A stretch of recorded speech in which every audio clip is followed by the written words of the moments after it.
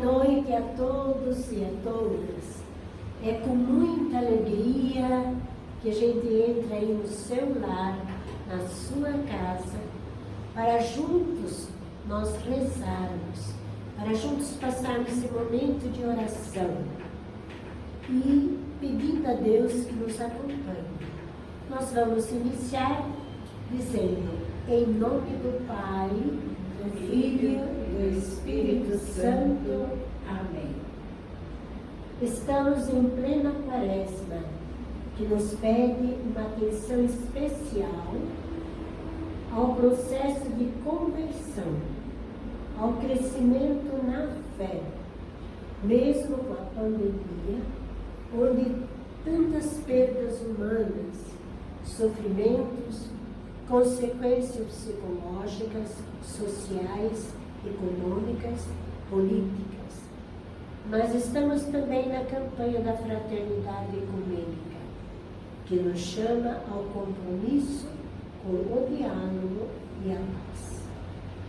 Nós vamos rezar juntos, ou melhor, vocês nos acompanhem, né, com o pensamento, a oração da fraternidade que nós vamos rezar. Deus da vida, da justiça e do amor, nós te bendizemos pelo dom da fraternidade e nos concedeis a graça de vivermos a comunhão na diversidade. Através desta campanha da fraternidade ecumênica, ajuda-nos a testemunhar a beleza do diálogo como compromisso de amor, criando pontos que unem em vez de muros que se separam e geram indiferença e ódio. Torna-nos pessoas sensíveis e disponíveis para servir a toda a humanidade, em especial aos mais pobres e frágeis, a fim de que possamos testemunhar o teu amor redentor e partilhar suas dores e angústias, suas alegrias e esperanças, caminhando pelas veredas da amorosidade. Por Jesus Cristo, nossa paz, no Espírito Santo, sopro restaurador de vida. Amém. Eu vim para que todos tenham vida, que todos tenham vida plenamente. Eu vim para que todos tenham vida, que todos tenham vida plenamente. Reconstrói a tua vida em comunhão com teu Senhor. Reconstrói a tua vida em comunhão com teu irmão. Onde está o teu irmão? Eu estou presente nele. Eu vim para que todos tenham vida, que todos tenham vida plenamente. Eu passei fazendo bem, eu curei todos os males. Hoje és minha presença junto a todo sofredor. Onde sofre o teu irmão, eu estou sofrendo nele. Eu vim para que todos tenham vida, que todos tenham vida plenamente. E nesse momento nós vamos parar um instante, nos colocando mesmo na presença de um Deus e colocando as nossas intenções. Primeiramente, queremos rezar pelo Papa Francisco, para que ele tenha alguma firmeza, muita fé e muita esperança. Pelas autoridades, por todos os coordenadores das comunidades e pastorais, pelos jovens e jovens que querem seguir a vida religiosa e tenham essa coragem de dar o primeiro passo. Nossos cooperadores, nossos familiares, pelos casais que se encontram em dificuldade de relacionamento, por todos os que se encontram enfermos nos hospitais, nos lares, os desempregados, os que se encontram nas ruas, pelas pessoas que pedem nossas orações e família que perderam seus entes queridos nestes dias. Que Deus seja muito presente na vida de todos. Temos agora um tempo para cada um de vocês que estão participando conosco a colocar também as suas intenções para esse momento de oração.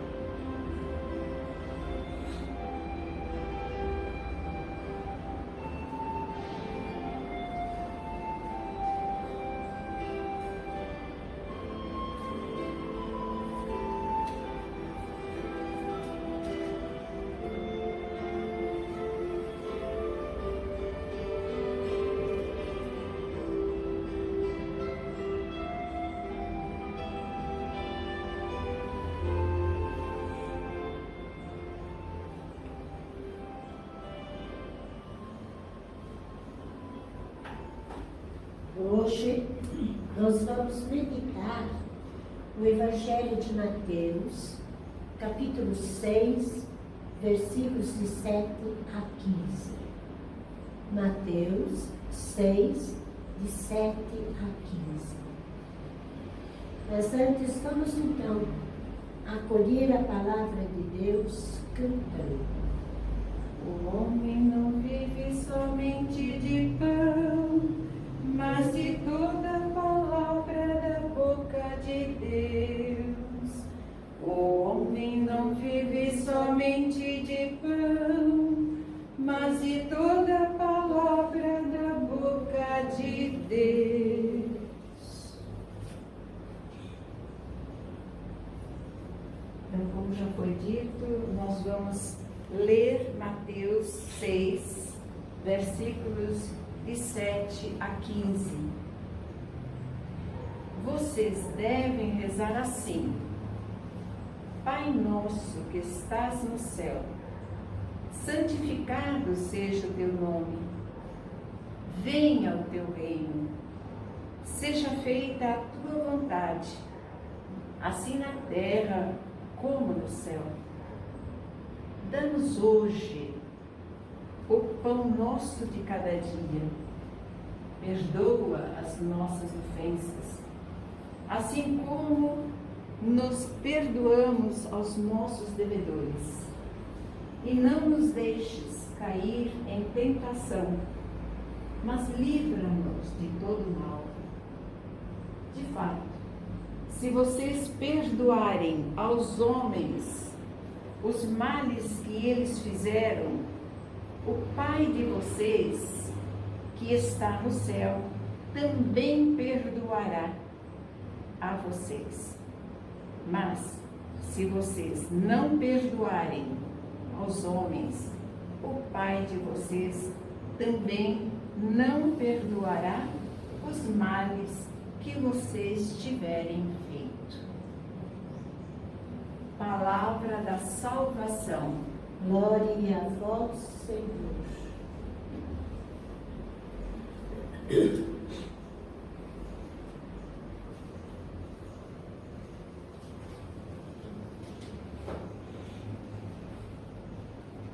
No tempo de Quaresma, nós estamos vivendo, a Igreja nos convida a viver em oração, penitência e caridade.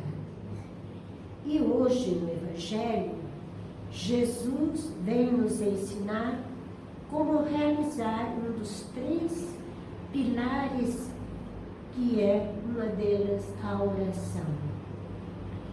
Esse tempo é bastante propício para dar continuidade às nossas orações. Entretanto, não precisa ser proferidas em muitas e belas palavras. Não importa quantas palavras utilizamos em nossas orações. Jesus nos garante no Evangelho: vosso Pai sabe do que precisais, muito antes do que pedimos. Todos conhecemos, né, a oração do Pai Nosso, mas exatamente por conhecer muito bem, às vezes oramos sem meditar sobre o que estamos falando. Esta oração é muito bonita e forte, mas de nada serve se ela não sair do coração. Para que pudéssemos dirigir ao Pai com um coração contrito e livre dos nossos pensamentos e ideias humanas, que intervém no nosso relacionamento com Ele. Jesus nos ensinou a oração do Pai Nosso. Ele nos ensina a implorar pelas nossas reais necessidades do dia a dia e principalmente a pedir perdão com a garantia de que também perdoemos os nossos irmãos e irmãs. Na nossa conversa com Deus, que sejamos, portanto, objetivos em nossas súplicas e não desejamos que a força das nossas palavras, a nossa vontade aconteça. Hoje Jesus, que é o Filho de Deus, nos ensina a comportar como um filho, como uma filha de Deus. O ponto é a confiança quando falam com Ele. Os filhos, quando falam com os pais, não usam muitas palavras, mas simplesmente e com simplicidade pede tudo aquilo que precisa. De fato, a oração não se faz com muitas palavras, mas ela exige fundamentalmente a escuta. Ela exige de nós a capacidade de estabelecer um relacionamento sério, profundo e filial com Deus. A oração não é informar a Deus, mas pedir-lhe tudo o que precisamos, já que o Pai sabe o que é necessário antes mesmo de nós pedirmos. A oração nos leva ao coração de Deus. E o Espírito Santo vem em nosso auxílio, para que a nossa oração seja cada vez mais eficaz. Então, esse Evangelho de hoje nos ajuda e nos inspira a rezarmos com o coração, não só com palavras, mas de fato com o coração. E daí nós podemos receber de Deus tudo aquilo que nós precisamos.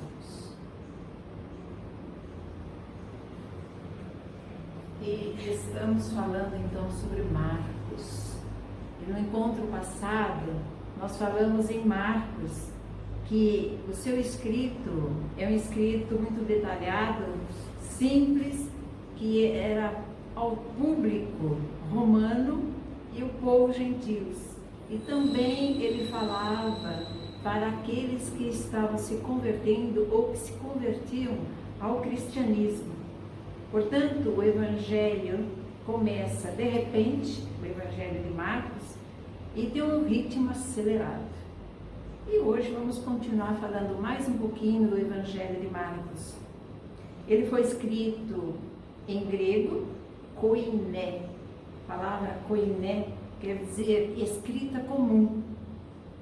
Então, logo após a destruição do segundo templo de Jerusalém, no ano 70 depois de Cristo, possivelmente na Síria, houve esse momento em que os estudiosos afirmavam que, diante dessa situação, dessa evidência externa e interna, a autoria do Evangelho de Marcos talvez fosse antes do ano 70 depois de Cristo. Entre os temas importantes em Marcos estão as perguntas de quem era Jesus, e quem entendia a sua identidade. Então, o Evangelho de Marcos ele vai frisar muito. Tivemos oportunidade de ler todo o Evangelho, a gente vai perceber. Bem como ele fala do papel do discípulo, né? O discípulo que quer seguir Jesus tem que tomar a sua cruz e seguir a Jesus. Ele fala muitas vezes. Se vocês querem verificar, é Marcos 8, versículo 34. E além disso, o Evangelho de Marcos é o único que relata a parábola da semente que cresce sozinha. Então, essa semente que cresce sozinha está em Marcos 4, versículos de 26 e 27. Também ele fala da cura do surdo na região de Decápolis, que está também em Marcos 7, versículos de 31 a 37. E ainda ele fala também da cura gradual de um cego em Betsaida, que se encontra em Marcos 8, versículos 22 a 26. Pois vocês quiserem verificar, é justamente diante desses milagres que ele fala. Portanto, o Evangelho de Marcos narra o ministério de Jesus, desde o seu batismo por João Batista até a sua ascensão. A obra concentra-se particularmente na última semana de sua vida. Então, ele seguiu muito todo o trajeto da vida de Jesus. Aí está, se vocês querem verificar, os capítulos de 11 a 16, todos esses capítulos, falam justamente da viagem de Jesus a Jerusalém. E a sua narrativa, ela é rápida, né? Como nós vimos, ele escreve com muita rapidez e ele fala justamente na ação heróica, que Jesus também era como que um exorcista, era como que um curandeiro, era como um milagreiro. Então, diante daquilo que Jesus realizava, fazia acontecer com o povo, não só ele pregava, ele falava, mas ele fazia milagres. Então, no Evangelho de Marcos, ele fala bem claro que o povo achava a ação de Jesus a ação heróica, porque o que ele fazia, ninguém conseguia fazer. Então, ele se tornava aquele que fazia exorcismo, ele tirava o demônio das pessoas, ele se tornava um curandeiro, que ele curava doenças, né? E também um milagreiro, aquele que fazia milagres que ninguém conseguia fazer. Muito interessante no Evangelho de Marcos, a gente vê bem claro isso daí. Então, o Evangelho segundo Marcos é o segundo livro do Novo Testamento, sendo o Evangelho mais culto da Bíblia cristã. De fato, são 16 capítulos, né? E aí ele conta o quê? A história de Jesus de Nazaré. É considerado pelos eruditas um dos 3 evangelhos sinópticos. Essa palavra quer dizer resumido. Então, Marcos, como o evangelho dele é curto, é justamente por isso, ele resumia as coisas que ele escrevia. Então, de acordo com a tradição, Marcos foi pensado para ser um epítome, outra palavra, né? Que quer dizer pessoa abreviada, que fazia tudo com abreviação. O que representaria sua atual posição na Bíblia como um resumo de Mateus e Lucas. Portanto, ele fazia como que um resumo em tudo aquilo que Mateus e Lucas escreviam, ele resumia um tanto. No entanto, a maioria dos estudiosos contemporâneos considerava essa obra como a mais antiga dos evangelhos canônicos, uma posição conhecida como propriedade de Marcos. Olha que beleza, né? É uma propriedade de Marcos. E isso também se tornava uma prioridade dele. Embora a obra contenha 31 versículos relativos a outros milagres que nos outros evangelhos não tem, não constam.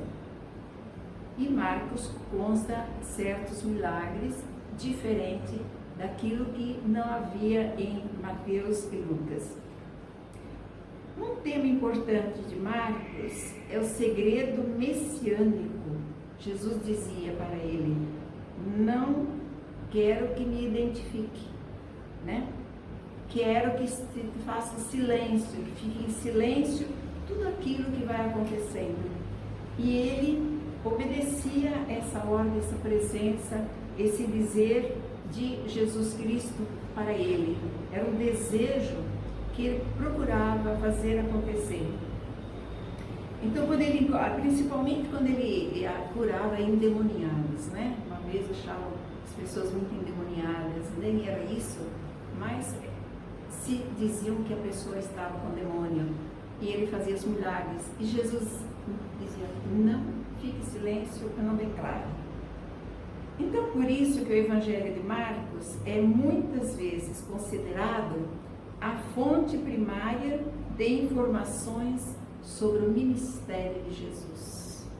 Então, Marcos, ele descreve realmente a vida de Jesus, assim, muito, o seu pormenor, e ao mesmo tempo bem no resumo, né? Aí está, a próxima vez nós continuaremos falando de Marcos.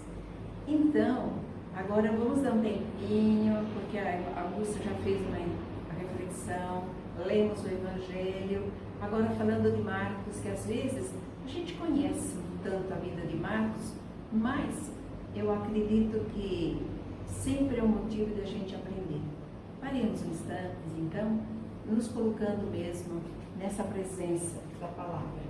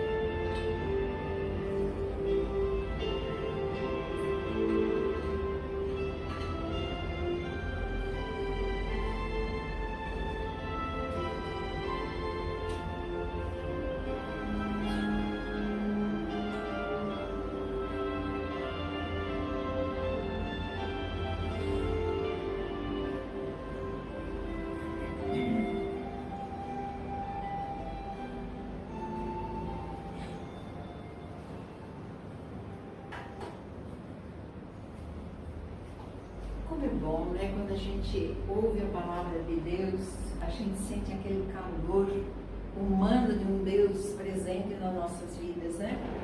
E isso não passa de ser uma graça muito grande, é aquele reforço que nós temos na nossa vida. A palavra de Deus é tudo para nós. Nós vamos agora, como nós estamos assim, no ano de São José, nós vamos fazer uma oração a São José, que foi o próprio Papa quem fez essa oração.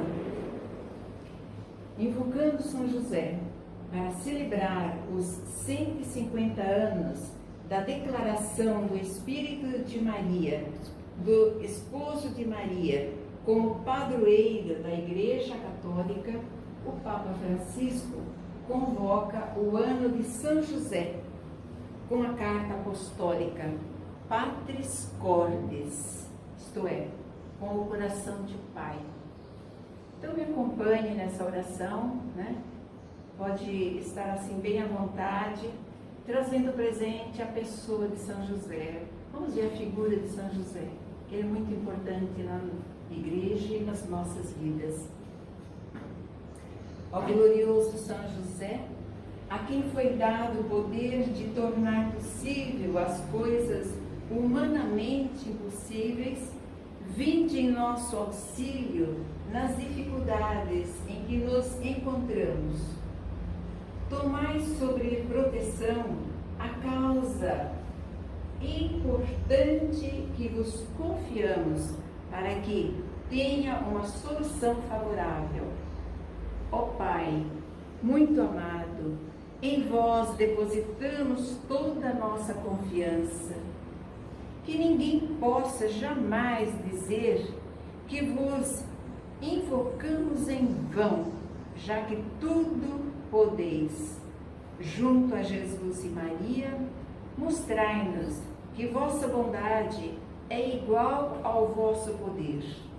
São José, a quem Deus confiou cuidado da mais santa família que jamais houve. Sede, nós vos pedimos, ó Pai e protetor da nossa vida. Rogamo-vos a graça de vivermos e morrermos no amor a Jesus e Maria.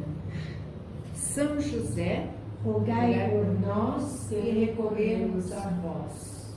São José, rogai por nós que recorremos a vós.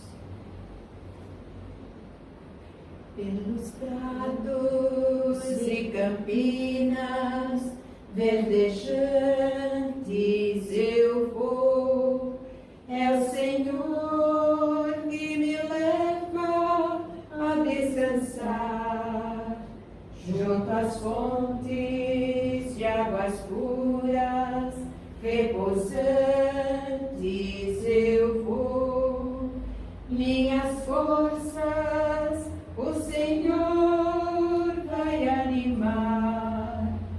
Tu és, Senhor, o meu pastor, por isso nada em minha vida faltará. Tu és, Senhor, o meu pastor, por isso nada em minha vida faltará.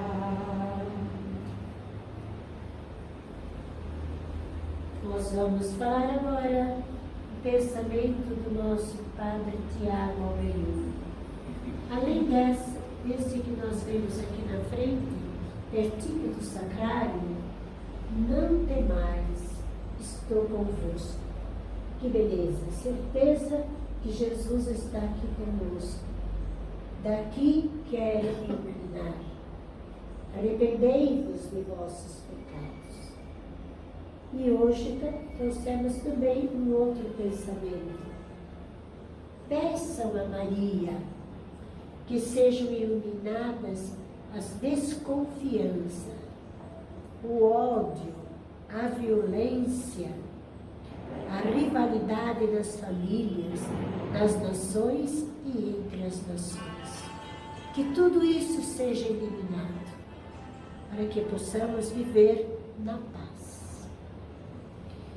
E agora, minha gente, só temos que agradecer a presença de vocês, que nos ajuda a rezar, né, desse momento tão difícil que todos nós estamos passando.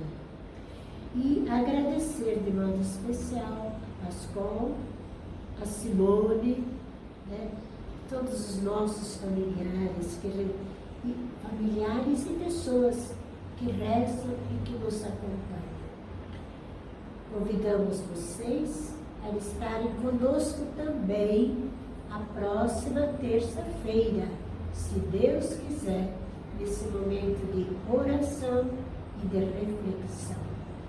Que Jesus, o bom pastor, nos ajude a vivermos a graça e esperança por dias melhores. E agora só podemos deixar a cada um de vocês, já que não podemos abraçar pessoalmente, vamos lá dizer nosso obrigado. E fiquem com Deus.